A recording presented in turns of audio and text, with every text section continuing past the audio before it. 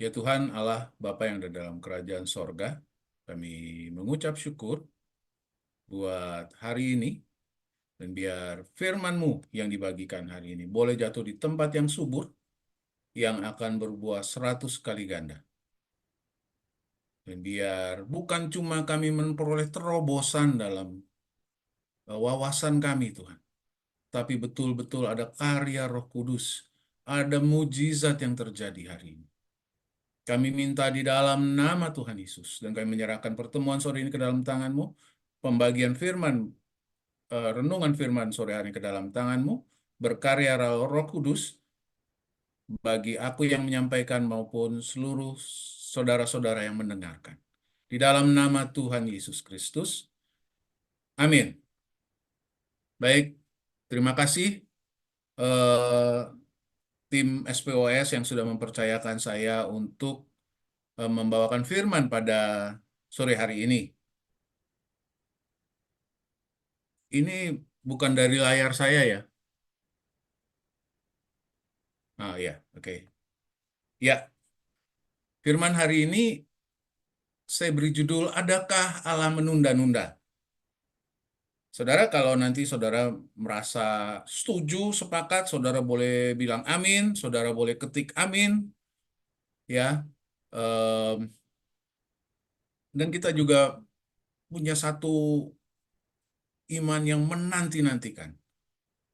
Adakah Allah menunda-nunda? Ini satu firman yang saya pikir perlu dibahas. Dan saya rasa inilah yang Tuhan ingin bicara sore hari ini. Adakah Allah menunda-nunda? Seringkali dalam posisi ada masalah, seringkali kita ingin kalau bisa Tuhan udah jawab kemarin. Jadi hari ini kita udah bebas, udah nggak ada masalah lagi. Tetapi seringkali juga Tuhan belum menjawab, bukan tidak menjawab, belum menjawab. Dan seringkali ini ada apa ya? Apakah Allah menunda-nunda? Sebuah pertanyaan yang muncul biasanya saat kita ada masalah. Next, ya, di Lukas 16, ayat 6 sampai 8, saya bacakan, kata Tuhan, camkanlah apa yang dikatakan hakim yang lalim itu. Tidakkah Allah akan membenarkan orang-orang pilihan yang siang malam berseru kepadanya? Dan adakah ia mengulur-ngulur waktu sebelum menolong mereka? Aku berkata kepadamu, ia akan segera membenarkan mereka. Akan tetapi jika anak manusia itu datang, adakah ia mendapati iman di bumi? Saudara, ini adalah cuplikan dari perumpamaan tentang perempuan yang eh, tidak menyerah dalam berdoa. Dia datang kepada hakim yang lalim, hakim yang tidak menghormati orang lain, hakim yang menunda-nunda, sampai akhirnya hakim itu merasa, wah ini bisa masalah nih. Tapi Allah bilang, Allah akan membenarkan orang pilihannya yang siang malam berseru kepadanya. Ada dua hal yang harus kita pahami. Next, next sekali. Ya, adakah Allah mendapati iman di bumi? Bukan di bumi seperti bumi, bulan, matahari, bukan gitu ya. Di bumi itu artinya di dalam kita, orang-orang percaya yang ada di bumi. Yang perlu dipahami adalah ini, apakah iman itu eksis, apakah iman itu muncul, apakah iman itu ada di dalam kita. Iman adalah alat tukar. Kalau saya boleh umpamakan, di Republik Indonesia alat tukar yang sah adalah rupiah. Tapi di kerajaan Allah, alat tukar yang sah adalah iman. Iman di bumi. Yang berikutnya, dan untuk segala sesuatu ada waktunya. Ada waktunya untuk segala sesuatu. Ini dua hal yang saya ingin kita ingat karena khotbahnya bukan tentang ini, tapi inilah dua hal yang ingin kita ingat bahwa dua hal ini sangat penting dalam kita menghidupi kehidupan di bumi. Baik, next. Kisah di Yohanes pasal 5 ayat 6 sampai 7. Ketika Yesus melihat orang itu berbaring di situ, dan karena ia tahu bahwa ia telah lama dalam keadaan itu, berkatalah ia kepadanya, "Maukah engkau sembuh?" Jawab orang sakit itu kepadanya, "Tuhan, tidak ada orang yang menurunkan aku ke dalam kolam itu apabila airnya mulai goncang, dan sementara aku menuju ke kolam itu, orang lain sudah turun mendahului aku." Ini adalah cuplikan dari percakapan antara Tuhan Yesus dengan orang yang lumpuh di pinggir kolam Bethesda. Saudara, kisah ini kadang disinggung oleh yang membawakan firman, dan dia berkata bahwa orang itu jawabannya nggak nyambung. Orang Tuhan Yesus tanya mau sembuh atau enggak, jawabannya begitu nggak nyambung gitu ya. Saudara, saya nggak setuju sama pendapat itu. Mari kita lihat apa yang terjadi dengan orang itu. Kita renungkan apa yang dialami oleh orang itu. Saudara, di situ Tuhan Yesus waktu datang ke kolam Bethesda itu, masuk ke area situ, dia melihat bahwa iya,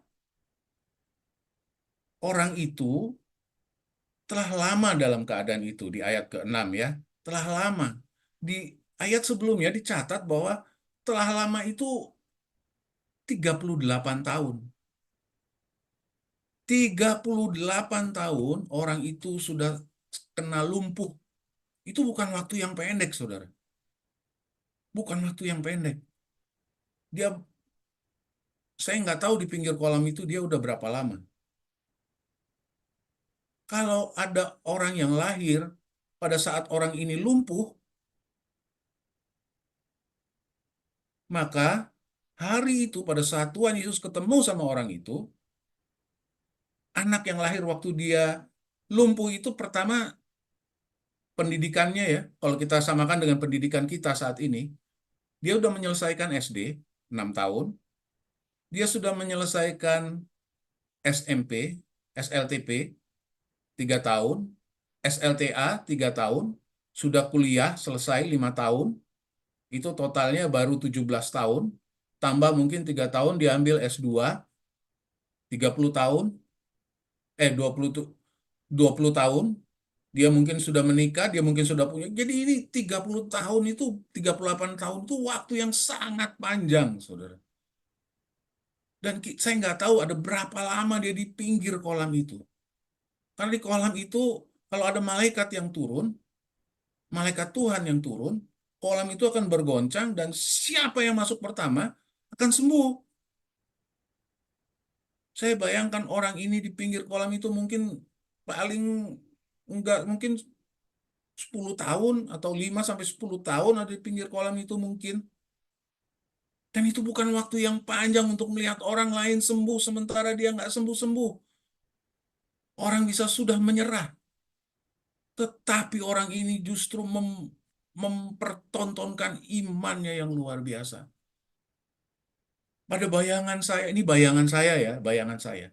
Sekali lagi, tidak ada di Alkitab. Itu bayangan saya, orang ini yang paling dekat dengan kesembuhan bagi orang ini, yang paling dekat dengan kesembuhan bisa berjalan lagi setelah 38 tahun, setelah sekian tahun,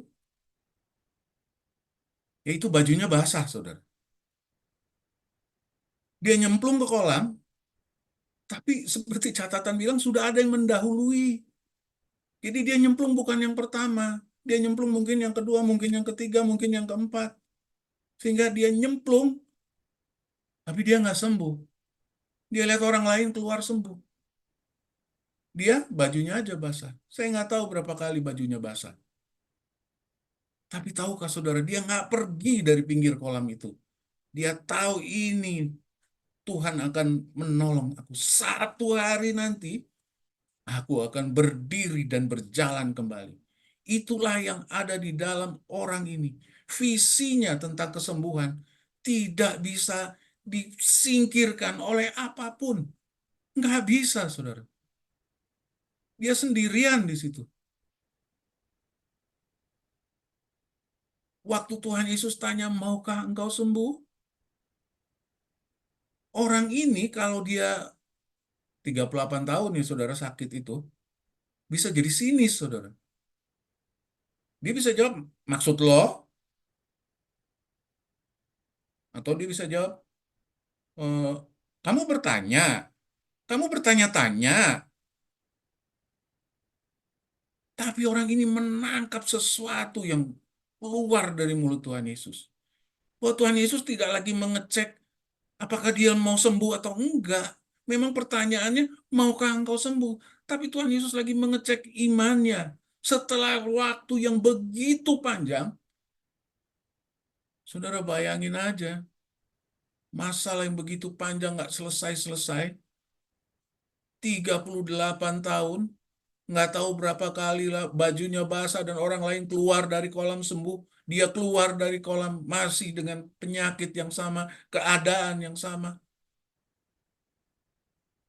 Dan hari itu dia ada di pinggir kolam itu. Mungkin dia udah dengar Yesus, tapi dia nggak bisa ngikuti Yesus, dia lumpuh.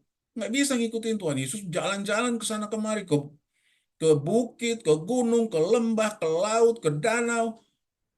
Mana bisa dia mengejar Tuhan? Dia tahu ada penyembuh yang lagi berkarya di luar sana, tapi dia tahu di sini juga Tuhan bekerja.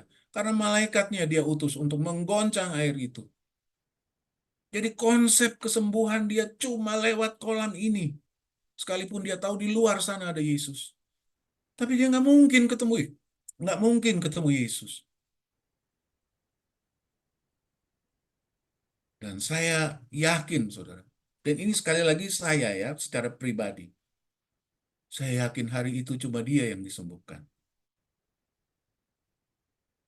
Karena kita tidak mencatat kesembuhan yang lain selain kesembuhan dia. Si orang lumpuh ini.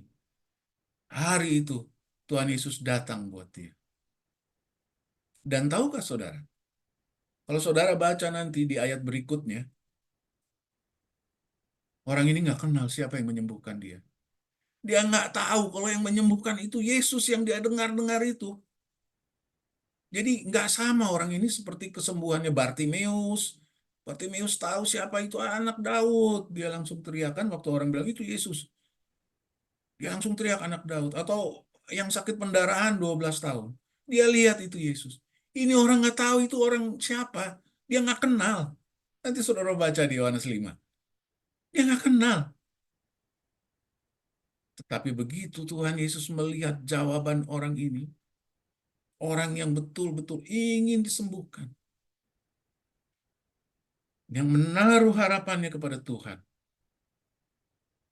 Karena yang menggoncangkan air itu bukan kuasa lain, tapi malaikat Tuhan yang dikirim oleh Allah.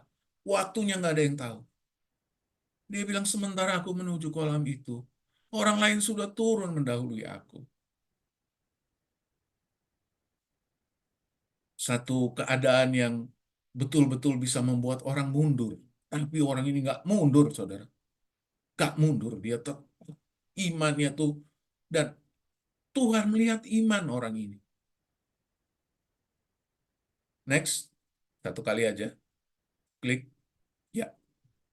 Dan Tuhan Yesus bilang, bangunlah, angkatlah tilammu, dan berjalanlah. Orang ini nggak kenal siapa yang kasih perintah itu. Dia nggak tahu. Dia nggak tahu kalau itu Yesus. Tapi dia imannya merasakan sesuatu dan dia bangkit, dia angkat tilamnya, dan dia berjalan.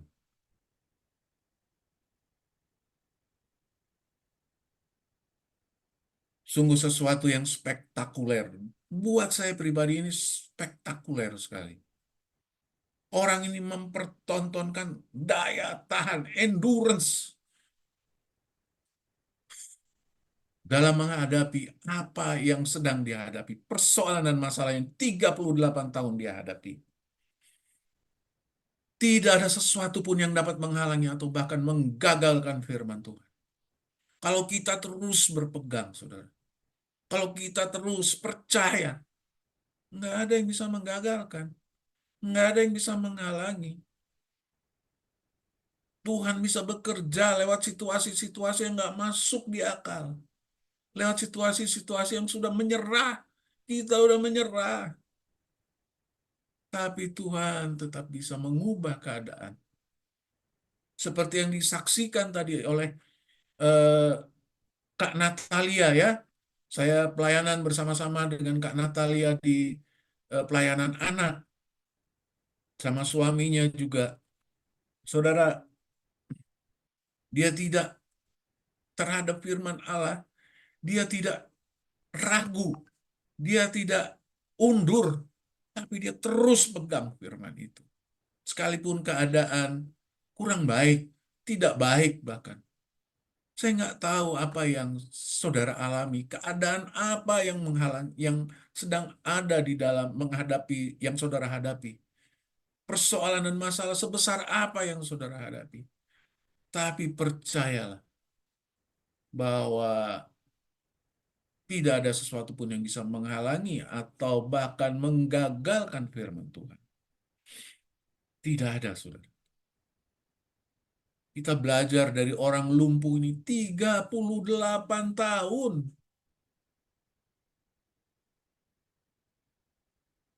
Dia tidak mundur. Dan Tuhan mewujudkan. Luar biasa. Dan saat kita menghadapi persoalan dan masalah, saya ingin bilang itu seperti gambar berikut ini.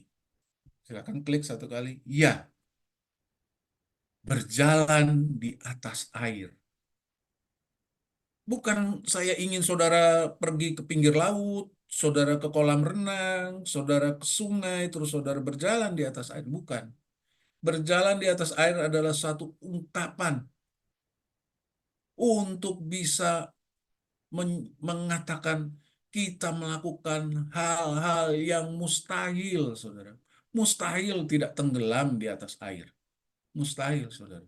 Karena berat jenis, menurut hukum fisika, berat jenis itu menentukan kalau berat jenisnya sama, dia akan mengambang. Kalau berat jenisnya lebih besar, dia akan tenggelam. Kerikil, pasir, bahkan pasir di laut tenggelam, saudara.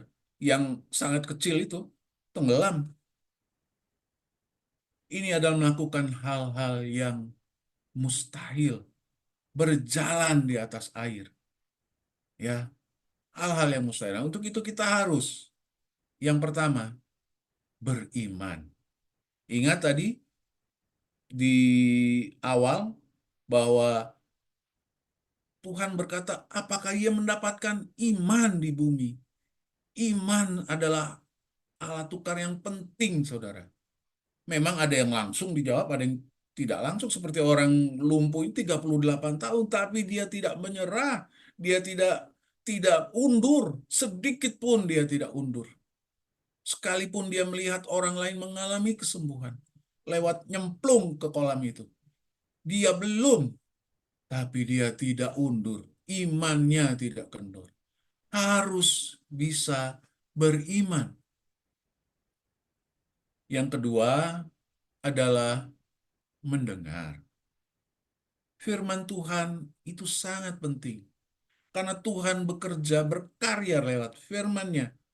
Kalau kita ingat di kitab Kejadian, Tuhan menciptakan langit dan bumi. Dia tidak bergerak, dia cuma berfirman dan terjadi. Dia berfirman dan terjadi. Kita perlu mendengarkan firman-Nya. Karena itu kalau ada teman-teman yang sudah ada di dalam kelompok doa yang didoakan, setiap kali kunjungan itu pasti dibagikan firman. Kenapa? Supaya kita mendengar firman. Tetapi kunjungan itu dilakukan tidak bisa setiap hari. Sementara firman itu perlu kita dengar setiap hari. Jadi bagaimana caranya? Kita harus membaca firman Tuhan. Membaca firman Tuhan tidak sama dengan membaca novel. Dengan membaca novel kita bisa membaca di dalam hati, tidak bersuara, itu bisa. Tapi firman Tuhan nggak bisa. Kita harus dengar firman itu. Kuping kita harus mendengar. Nggak perlu teriak-teriak juga ya. Tapi kuping kita harus mendengar. Kenapa firman Tuhan bilang begini? Iman timbul dari pendengaran. Pendengaran akan firman Kristus. Jadi kita harus baca firman itu. Firman itulah yang akan meneguhkan. Next. Yang ketika kalau kita sudah mendengar, kita harus bertindak. Saya mengingatkan lagi, saudara. Orang itu nggak kenal siapa yang ngomong sama dia, maukah engkau sembuh? Dia nggak kenal. Dia nggak tahu kalau itu Yesus. Nanti saudara baca, jangan tidak baca itu. Itu penting banget. Dia nggak kenal. Tapi waktu dia rohnya menangkap sesuatu, dia dia bertindak sesuai dengan firman yang dia dengar. Bangkitlah, angkatlah tilammu dan berjalanlah. Saudara, mendengar itu penting, tapi bertindak juga penting. Seperti tadi saya dengar juga Kak Natalia juga bilang dia ada memegang satu firman Tuhan yang dia dengar dan dia bertindak sesuai dengan itu. Dan kita sudah tahu kesaksiannya hari ini, bagaimana dia mengalami penyertaan Tuhan. Seolah-olah dia melakukannya sendiri, berdiskusi dengan suaminya. Tetapi Tuhan ikut campur dalam perkaranya. Next, menunggu. Ini yang paling nggak disukai. Saya juga nggak suka menunggu, saudara. Tetapi Tuhan itu punya jalannya sendiri. Tuhan punya caranya sendiri. Tuhan punya waktunya. Tuhan tidak bertindak di luar jadwal yang sudah Dia susun. Dia punya jadwal untuk semua kita. Untuk kesembuhan, untuk persoalan-persoalan yang kita hadapi. Dia punya jadwalnya, saudara. Karena itu Tuhan Yesus mengingat, adakah ia mendapatkan iman di bumi? Karena untuk segala sesuatu, tadi di awal saya bilang, ada waktunya. Jadi perlu kita pahami dua hal ini. Adakah Allah mendapati iman di bumi? Dan untuk segala sesuatu, ada waktunya. Saudara,